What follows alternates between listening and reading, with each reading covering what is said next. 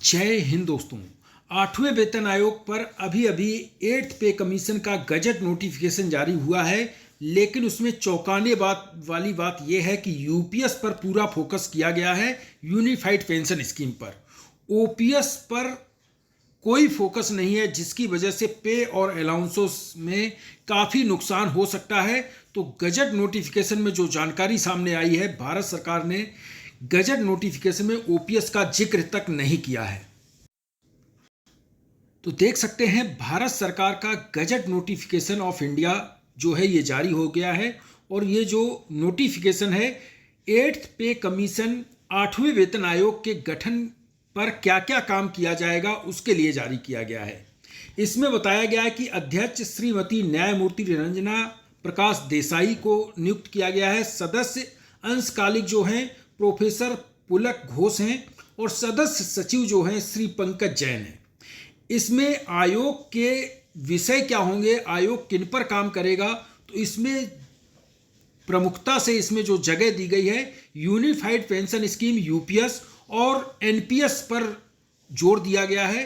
कर्मचारियों को निम्नलिखित श्रेणी के संबंध में विभागों, एजेंसियों और सेवाओं को जो है समकालीन कार्यात्मक जो आवश्यकताएं हैं उस पर जोर देने के लिए कहा गया है, जिसमें वेतन भत्ते और अन्य जो सुविधाएं हैं इस पर जोर देने के लिए कहा गया है। जो सुविधाएं हैं वो भी मिलेंगी, लेकिन वेतन भत्तों में इसके लिए केंद्र सरकार के जो कर्मचारी होंगे उनको इसका फायदा मिलेगा।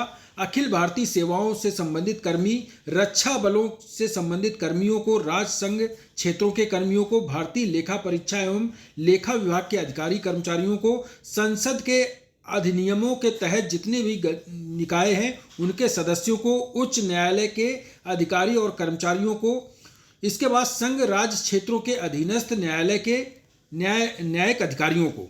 इसमें कहा गया है 24 अगस्त 1993 के सर्वोच्च न्यायालय के दिनांक 24 अगस्त 1993 के दिए गए निर्णय के सिद्धांत पर 8वां वेतन आयोग गठित किया जाएगा। यानी कि जो 8वां वेतन होगा जैसे पहले गठित किया गया था सेम प्रक्रिया से ही 8वां वेतन तैयार किया जाएगा, बनाया जाएगा, उसकी शर्तें वैसे ही काम करेंगी। इसमें और भी चीज़ें दी गई हैं, लेकिन मेन जो इसमें पॉइंट दिए गए हैं उसमें मौजूदा जो भत्ते हैं उनकी किन किन भत्तों को स्वीकार किया जाए, जो भत्ते मिल रहे अलाउंसेस हैं, और किन किन भत्तों की बहुलता को खत्म किया जाए, यानी कि उनकी आवश्यकता नहीं है, या कौन कौन से ऐसे भत्ते हैं जो बढ़ाए जाएं, इसका भी काम किया जाएगा कि ऐसे भत्ते जो अब देने लायक नहीं है उन पर समीक्षा की जाएगी, और जो भत्ते बढ़ाने चाहिए उन पर भी समीक्षा की जाएगी। और सबसे बड़ी बात इसमें कही गई, राष्ट्रीय पेंशन प्रणाली एकीकृत पेंशन योजना यानी कि यूनिफाइड पेंशन स्कीम के अंतर्गत आने वाले कर्मचारियों की मृत्यु सह सेवानिवृत्त ग्रेजुटी की समीक्षा, उस पर सिफारिशें करना। यानी कि यूनिफाइड पेंशन स्कीम के जो सेवानिवृत्त कर्मचारी हैं उनकी समीक्षा की जाएगी, ग्रेजुटी और बाकी जो चीज़ें मिलती हैं। राष्ट्रीय पेंशन प्रणाली एनपीएस के अंतर्गत आने वाले कर्मचारियों की जो ग्रेजुटी है, पेंशन समीक्षा, इस पर भी जोर दिया गया है, लेकिन इसमें पुरानी पेंशन का कहीं जिक्र नहीं किया गया है।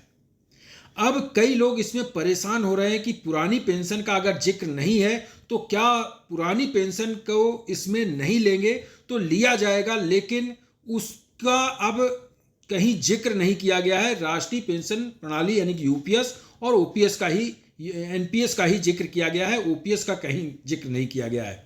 और इसमें मेन जो पॉइंट कहे गए हैं, किन विषयों के संबंध सिफारिश करना होगा, देश की आर्थिक स्थिति, राजकोषीय विवेक की आवश्यकता पर जोर दिया गया है, इसको भी देखना होगा। यह सुनिश्चित करने की आवश्यकता होगी कि विकासात्मक एवं कल्याणकारी उपायों के लिए पर्याप्त संसाधन उपलब्ध हैं, विकास कहीं रुक ना जाए, ऐसा भी पेंशन पेमेंट ना बढ़ा दी जाए कि इनका भी ध्यान रखना होगा।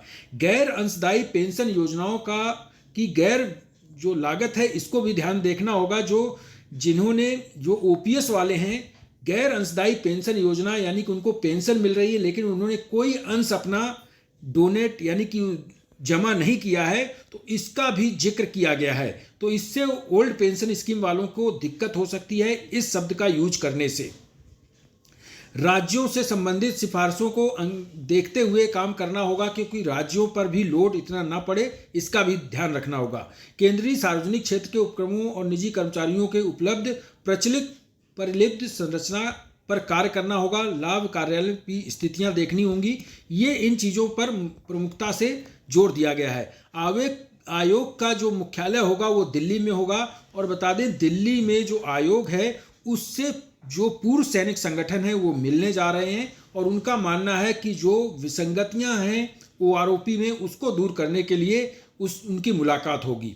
तो वो जैसी मुलाकात होगी उसका मैं आपको अलग से जानकारी दे दूंगा। 18 महीने में आयोग का अपना जो काम है इसका समाप्त करके सरकार को रिपोर्ट सौंपनी होगी, और इसके बाद जो 18 महीने के बाद सरकार इस पर जो 8वां वेतन आयोग की रिपोर्ट आएगी उसमें फिटमेंट फैक्टर क्या रहेगा, उसके हिसाब से आपकी पे और पेंशन की बढ़ोतरी की जाएगी। तो ये आप देख सकते हैं, नोटिफिकेशन जारी हुआ है, हिंदी और इंग्लिश दोनों में है। तो मैंने हिंदी में आपको बता दिया है, इसकी जानकारी दे दी है। एक मैं अलग से डिटेल वीडियो बनाऊंगा जिसमें आर्मी, एयरफोर्स, नेवी के JCOR का पे और पेंशन कितना हो जाएगा वो जरूर देख लें, क्योंकि एक नोटिफिकेशन जारी हुआ है, उसके माध्यम से वो जानकारी आपको दूंगा। इस वीडियो में इतना ही। Thank you. जय हिंद।